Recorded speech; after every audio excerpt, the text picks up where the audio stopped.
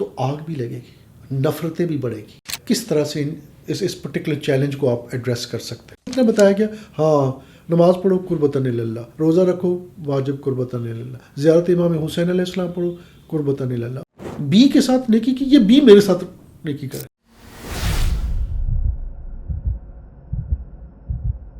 بسم اللہ الرحمن الرحیم. السلام علیکم. آج جو انتخاب کیا ہے ہم نے عنوان اپنے لیے، وہ ہے کہ معاشرے میں جو فساد ہے، جو مشکلات ہیں، جو چیلنجز ہیں، جو نفرتیں ہیں، ان کی بنیادی وجہ کیا ہے اور تدارک کیا ہے. یعنی ہم گھروں میں دیکھتے ہیں تو آگ لگی ہوئی ہے، گلی محلوں میں، آفیسز میں، ہر جگہ پہ انسان کا جو تعلق ہے دوسرے انسان کے ساتھ، چاہے وہ اقربا ہوں، پڑوسی ہوں یا باقی افراد ہوں معاشرے کے، یہ ایک بہت بڑی مشکل بنی ہوئی ہے. میں نے یہ بھی ایک عرض کیا ہے ایک جگہ پہ کہ موسٹ چیلنجنگ جو پارٹ ہے نا، یعنی ہم دیکھیں کہ انسان کو مختلف چیلنجز کا سامنا ہے زندگی میں، تو سب سے بڑا جو چیلنج انسان جس کا سامنا کرتا ہے وہ ہے اس کا interaction with other human beings, وہ جس بھی طبقے کے افراد ہوں.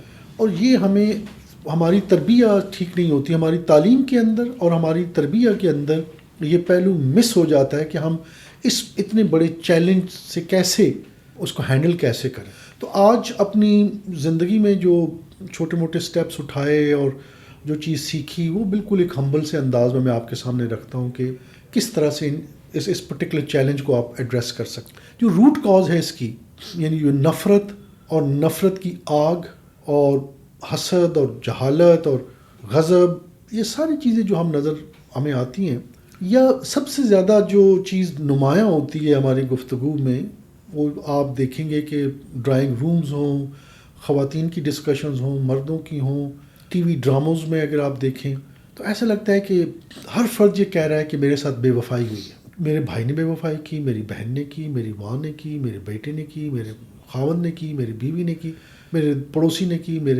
اور یہ ٹرکوں کے پیچھے نا بڑے اچھے اچھے انٹرسٹنگ پیغامات لکھے ہوتے ہیں. وہ لکھا وفا کی تلاش میں، یعنی وہ بھی کہہ رہا ہے کہ بھئی میں تو بڑا باوفا ہوں، مجھے وفا نہیں ملی، رائٹ؟ تو دنیا مطلب دی او یار، اس طرح کے محاورے ہم دیکھتے ہیں معاشرے میں. اور ہر بندہ ہی ایک شکوہ لیے بیٹھا ہے، اور ہر بندہ ہی ایک جواب شکوہ بھی لیے بیٹھا ہے. یعنی اس سے شکوہ کرے تو وہ ایک جواب شکوہ سنا دے گا، اور ادروائز وہ خود ہی شکوہ پیش کرے گا.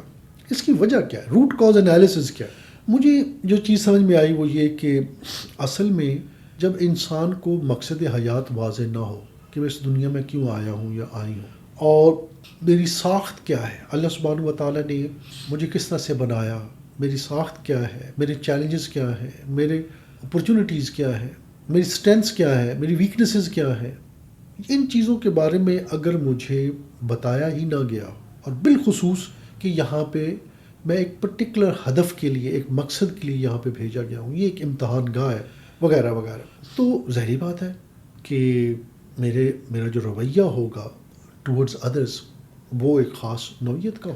اب اگر مجھے پتہ ہو کہ اصل میں تو یہاں پہ ایکچولی اللہ سبحانہ و تعالیٰ کی صفات کا مظہر بننے کے لیے مجھے اللہ تعالیٰ نے ایک اپرچونٹی دی ہے، اور ایک امتحان گاہ ہے، کیونکہ پوٹینشیل بہت بڑا دے دیا تو چیلنج بھی اتنا ہی بڑا ہے، تو مجھے چیلنجز ہوں گے. تو اب اگر اس چیز کا مجھے پتہ ہے تو انسان اگر شرک نہ کرے، اب عمومی طور پہ ہمارے ہاں بدقسمتی سے جو علماء ہیں نا، وہ شرک کی جو باتیں کرتے ہیں نا، وہ اور معنوں میں لے جاتے ہیں.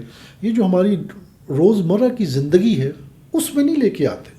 میں نے ایز اے طالب علم دیکھا ہے کہ ہمارا شرک ایکچولی ہماری روزمرہ زندگیوں میں ہے، اور وہی ہماری مشکل ہے. وہ کیا؟ ماں باپ کون ہیں، بیوی بچے کون ہیں، بہن بھائی کون ہیں، کولیگس کون ہیں، میاں بیوی کون ہیں، وغیرہ وغیرہ، آپ یو نیم اٹ. جس سے بھی آپ پیار کرتے ہیں، جو رشتہ جس نوعیت کا بھی ہے، یا انٹریکٹ کرتے ہیں، پیار نہیں بھی کرتے، بات یہ ہے کہ وہ جو حکم آیا ہے کہ یہ کرو، یہ نہ کرو، یعنی والدین کے حوالے سے، میاں بیوی کے حوالے سے، بہن بھائیوں کے حوالے سے، اولاد کے حوالے، جتنے احکامات آئے ہیں پڑوسی کے حوالے سے، یا کہا جاتا ہے یہ کرو، اور یا کہا جاتا ہے یہ نہ کرو. اچھا، یہ میں کروں تو کیوں؟ خشنود قربتاً اللہ. یہ نہ کروں تو کیوں رکوں، کیوں باز آؤں؟ قربتاً اللہ ہے. تو قربتاً اللہ کیا چیز ہے؟ اللہ کی قربت. یہ کیسے، کون سی قربت کی بات ہو رہی ہے؟ یہ بات ہمیں نہیں بتائی گئی، صرف اتنا بتایا گیا ہاں نماز پڑھو قربتاً اللہ، روزہ رکھو واجب قربتاً اللہ، زیارت امام حسین علیہ السلام پڑھو قربتاً اللہ، وغیرہ وغیرہ وغیرہ. لیکن اس کو کھولا نہیں گیا کہ یہ قربتاً اللہ ہے کیا. یعنی میں جو کام کر رہا ہوں، یا میں ایکشنز کر رہا ہوں یا اومیشنز کر رہا ہوں، یا میں کچھ عمل کر رہا ہوں حکم خدا کے تحت، یا میں کچھ اعمال سے دوری اختیار کر رہا ہوں وہاں پہ بھی حکم خدا کے تحت. اس کے علاوہ تو میں اللہ کی بارگاہ میں گناہ کر رہا ہوں. یعنی اگر اللہ تعالیٰ مجھے کہہ رہے کہ یہ کرو اور میں نہیں کرتا گناہ ہے، اللہ تعالیٰ کہہ رہے یہ نہ کرو اور میں کروں نعوذ باللہ تو گناہ ہے. تو یہ کرنا نہ کرنا اگر اللہ تعالیٰ کے حکم کے تحت ہے تو کیوں ہے؟ کیونکہ میں خوشنودی چاہتا ہوں. خوشنودی کے لیے جو پراپر ٹرم تعلیمات معصومین میں آئی ہے وہ قربتاً اللہ کی ٹرم آئی.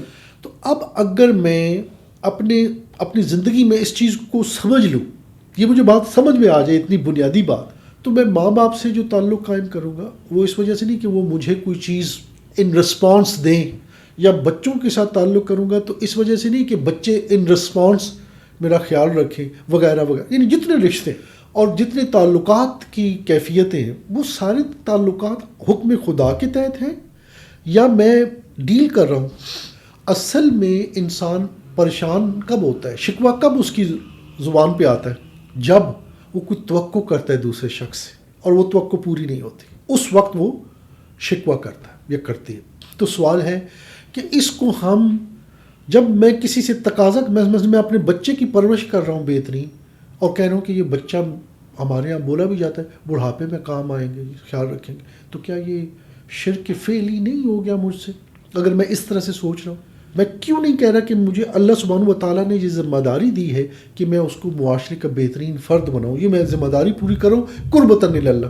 میں یہ کیوں کہوں کہ بچہ مجھے پھر پازیٹیولی رسپونڈ کرے گا؟ کیونکہ اگر وہ نہیں کرے گا تو پھر میں کہ وہ جو پیچھے لکھا ہوگا وفا کی تلاش میں وہ لکھنا شروع کر دوں گا، رونا شروع کر دوں گا، شکوہ لکھنا شروع کر دوں گا. تو توقعات کا ٹوٹنا، جیسے امام علی علیہ السلام فرماتے ہیں نا، میں اسی سے انسان مایوس ہوتا ہے یا پریشان ہوتا ہے. تو توقع میں اگر اللہ سبحانہ و تعالیٰ سے کروں تو پھر کیا کبھی نعوذ باللہ وہ ٹوٹے گی؟ وہ نہیں ٹوٹے گی. وہ میرا تعلق بلکہ بہتر سے بہتر ہوتا جائے. اور الا بذکر اللہ تطمئن القلوب. انسان اصل میں نے ایک جگہ اور یہ بھی بات کی ہوئی ہے کہ انسان جتنے کام کرتا ہے چاہے وہ مومن ہے یا غیر مومن، جانتا ہے یا نہیں جانتا، انسان دو ہی کام کر رہا ہوتا ہے، یا وہ کچھ ایکشنز کر رہا ہوتا ہے یا اومیشنز کرتا ہے. ایکشنز ہوتا ہے کہ پازیٹیولی کوئی چیز کرنا، اومیشنز ہے کچھ نہ کرنا، یعنی کر سکتا ہے لیکن نہیں کرتا. یہ دو ہی کام کرتا ہے انسان، چاہے مومن ہے یا غیر مومن. اگر تھوڑا گہرائی میں دیکھیں، اور جو ماشاءاللہ علماء اور خواص ہیں وہ میری تصحیح بھی کر سکتے ہیں، رہنمائی بھی کر سکتے ہیں، لیکن میں نے بطور طالب علم یہ انالائز کیا ہے کہ یہ دونوں افراد مومن و غیر مومن یہ جو دو کام کرتا ہے اس کی بنیاد میں ایک ہی چیز ہے، اطمینان قلب کی تلاش. اس کو آرٹیکولیٹ نہیں کر پاتا، بتاتا نہیں، وہ کہتا نہیں مجھے یہ چیز چاہیے، رائٹ؟ اس کو شہرت چاہیے، اس کو پیسہ چاہیے، اس کو ایکس چاہیے، وائی چاہیے، جو چیز کہتا ہے نا یہ مجھے چاہیے، چاہے وہ حلال ہو یا حرام ہو، دونوں صورتوں میں وہ اطمینان قلب مانگتا ہے. جب وہ کہتا ہے نا یہ میں کروں گا تو مجھے نیند اچھی آئے گی، یہ کروں گا تو میرا ہاضمہ ٹھیک ہو جائے گا، یہ جتنی یہ باتیں کر رہے ہیں ایکچولی وہ اطمینان قلب چاہتا ہے. تو اللہ تعالیٰ نے قرآن میں کیا کہہ دیا؟ الا بذکر اللہ تطمئن القلوب، کہ ذکر خدا کے علاوہ تو اطمینان قلب ملے گا نہیں. اور ذکر خدا کیا ہے کہ میں اللہ سبحانہ و تعالیٰ کو اپنے تمام اعمال میں، تمام ڈیسیجن میکنگ میں واحد پرائرٹی، فرسٹ پرائرٹی بھی نہیں، واحد پرائرٹی مانوں. اگر میں نے کہا کہ میں یہ بچے کے لیے کر رہا ہوں، یہ والد یا والدہ کے لیے، والد اور والدہ کا بہت احترام ہے، بچوں کی بہت حقوق ہے، میاں بیوی کے حقوق ہے، بہن بھائیوں کے ہیں، پڑوسیوں کے، لیکن یہ حقوق کس نے بتائے؟ اور یہ تقسیم بھی کئی دفعہ ایک مس انڈرسٹینڈنگ ڈیولپ کرتی ہے میری نگاہ میں، جب ہم کہتے ہیں حقوق اللہ اور حقوق العباد. بھائی سارے ہی اللہ تعالیٰ کے حقوق ہیں، یعنی عباد کے جو حقوق ہیں وہ بھی اللہ تعالیٰ ہی نے بتائے نا، وہ خود سے تو نہیں آگے، سارے اللہ تعالیٰ کے حقوق ہیں. ہاں ٹھیک ہے، آسانی کے لیے ہم کہتے ہیں حقوق اللہ حقوق العباد، fine, that's fine, no problem. تو اب یہ شرک فعلی ہو جاتا ہے انسان سے جب وہ توقع کرے کسی سے کہ یہ میں کام کر رہا ہوں یا یہ نہیں کر رہا ہوں، اس کا نتیجہ یہ نکلے گا کہ مجھے یہ رزلٹ میں حاصل کروں. اور اگر وہ نہیں ملتا اس کو ماں باپ سے، بہن بھائیوں سے، پڑوسی سے، کلیگ سے، تو وہ شکوہ کرنا شروع کرتا ہے، اور اس کے نتیجے میں وہ پریشان بھی ہوگا یا ہوگی، اور شکوہ بھی ہوگا اور معاشرے میں مایوسی ہوگی، اور تربیت یافتہ اگر نہیں ہوں گے افراد تو آگ بھی لگے گی، نفرتیں بھی بڑھے گی، جو ہم دیکھ رہے ہیں معاشرے میں، کیونکہ تربیت یہ نہیں، نہ تعلیم ملی نہ تربیہ ملی۔ نتیجہ یہ ہوا کہ ہم نے، اور یہ یاد رکھیے، اگر کوئی اچھا پہلی بات تو یہ، معاشرے میں آپ اکثر جگہوں پہ جا کے دیکھیں نا، اگر بہو کہہ رہی ہے کہ ساس نے مجھے یہ اذیت دی ہے، تو آپ نوٹ کریں گے ساس کا اپنا ایک کیس ہوگا اس کے خلاف۔ اگر ایک چھوٹا بھائی کہہ رہا ہے کہ بڑے بھائی نے مجھے میرا خیال نہیں رکھا، تو بڑے بھائی کا ایک کیس چھوٹے بھائی کے خلاف ہوگا، and so on and so forth. تو بہت کم ہی جگہوں پہ ہے کہ جہاں پہ کوئی ایک پارٹی کا مسئلہ ہو اور دوسری پارٹی فوری طور پہ قبول کرے، ہاں بالکل یہ بات صحیح ہو رہی۔ اگر شکوہ ہے تو جواب شکوہ بھی موجود ہے۔ تو یہ کیوں ہے ایسا؟ یہ کیسے ممکن ہے کہ دونوں کے قرآن پہ ہاتھ رکھوا لیں، ہم نے زیادتی نہیں کی، اچھا جی یہ ساس بھی یہی کہہ رہی ہے، بہو بھی یہ کہہ رہی ہے، بڑا بھائی بھی یہ کہہ رہا ہے، چھوٹا بھائی بھی یہ کہہ رہا ہے، باپ بھی یہ کہہ رہا ہے، بیٹا بھی یہ کہہ رہا ہے، خاوند بھی یہ کہہ رہے ہیں، بیوی بھی یہ کہہ رہی، سارے قرآن پہ ہاتھ رکھنے کے لیے تیار ہیں۔ تو جھوٹا کون ہے، سچا کون ہے؟ اس کا مطلب یہ کہ کہیں تعلیم و تربیہ میں بنیادی خرابی آ چکی ہے۔ اگر ہم خوشنودی، میں کہتا ہوں کہ بھئی دو ہی سچویشنز ہیں نا، اگر اے اور بی کا آپس کا تعلق ہے، جس بھی نوعیت کا تعلق ہے، چاہے وہ فیملی ممبر کے طور پہ تعلق ہے یا معاشرے میں جو تعلقات ہوتے ہیں وہ بنیاد ہے، تو اب اگر کوئی گلہ شکوہ ہے تو دو ہی سچویشنز ہیں۔ ایک ہے کہ وہ گلہ شکوہ جائز ہے، یعنی اے کا گلہ ہے بی کے ساتھ اور وہ جائز گلہ ہے، تو وہ کیوں نہیں خوشنودی خدا کے لیے اس کو معاف کر دیتا اور اس کو توجہ دلائے کہ یہ آپ سے میرے خیال میں یہ کام غلط ہوا ہے، آپ کو ایسا نہیں کرنا چاہیے، اس کی اصلاح کے لیے توجہ تو دلائے، لیکن اس سے نفرت نہ کرے، اس سے دوری اختیار نہ کرے۔ کیوں؟ اجر مانگے۔ جب میں اجر مانگوں گا اللہ سبحانہ و تعالیٰ سے تو پھر مجھے گلہ شکوہ میرا ڈفرینٹ نوعیت کا ہو، پھر مجھے یہ ہوگا کہ یار میں اس کی اصلاح کیسے کروں، چاہے وہ بھائی ہو یا کوئی اور رشتہ ہو۔ یہ ہے بنیادی، ایک میں کہتا رہتا ہوں کہ یہ ماسٹر کی ہے جو میں نے زندگی میں یعنی سیکھنے کے بیبی سٹیپس اٹھا رہا ہوں۔ میں یہ نہیں کہتا کہ میں نے بڑی مہارت حاصل کر لی ہے اس ماسٹر کی کو استعمال کرنے کے عنوان سے، لیکن مجھے یہ پتہ چل گیا کہ یہ ماسٹر کی ہے، اور کبھی کبھی اللہ تعالیٰ توفیق دیتا ہے میں اس کو استعمال بھی کرتا ہوں۔ اور وہ کیا ہے کہ کبھی بھی کوئی چیز ایکسپیکٹ کسی انسان سے نہ کرے۔ اگر وہ اچھا برتاؤ کرتا ہے اللہ تعالیٰ کا شکر ادا کرے، اگر نہیں کرتا اس کی اصلاح کرے۔ گلہ شکوہ ان معنوں میں نہ کرے جو معاشرتی معنی ہیں، اس میں نفرتیں اور آگ لگے گی۔ اس کی اصلاح کے لیے گلہ شکوہ کیجیے، اس کو ایلیویٹ کریں، کیونکہ اگر آپ سمجھ رہے ہیں کہ آپ نے ایک انسانی رویہ اختیار کیا ہے اور دوسرے نے رسپونڈ نہیں کیا، یہ تو جانور بھی رسپونڈ کرتے ہیں۔ آپ کتے سے، آپ بلی سے، گھوڑے سے، گدھے سے، آپ دیکھتے ہیں نا یوٹیوب پہ ویڈیوز آتی ہیں مختلف جگہوں پہ جہاں پہ جانور ریئیکٹ کرتے ہیں، محبت کا اظہار وہ محبت سے کرتے ہیں، تو انسان تو بہت بڑی اعلیٰ مخلوق کا نام ہے۔ تو یہ کیسے ممکن ہے کہ میں ایک کسی شخص سے نیکی کروں اور وہ مجھے، اور یہ کہ امام علی علیہ السلام کا فرمان اس کو بھی مس کوٹ کیا جاتا ہے کہ جس سے نیکی کرو اس کے شر سے بچو۔ او بھائی خدا کا خوف کرو، کیا سمجھے آپ اس فرمان کو؟ نعوذ باللہ، وہ سمجھے جو آپ سمجھ لیں، اس پہ علیحدہ کبھی بات کریں گے کہ یہ امام اس میں کہنا کیا چاہ رہے ہیں، ٹھیک ہے؟ واپس آتے، اگر یہ ماسٹر کی ہم پہچان لیں اور اس کو استعمال کرنا سیکھ لیں تو ہماری زندگیوں میں بہت آسانیاں آ جائیں گی کہ ہم حقیقی معنوں میں توحیدی ہو جائے، حقیقی معنوں میں اللہ تعالیٰ پہ ایمان لے آئے، اس کے وعدوں پہ ایمان لے آئے۔ ہم جب کہتے ہیں یہ کیوں ذکر آتا ہے کہ قیامت پہ ایمان کیوں ضروری ہے، یہ جزا و سزا پہ ایمان کیوں ضروری ہے، سوچے نا۔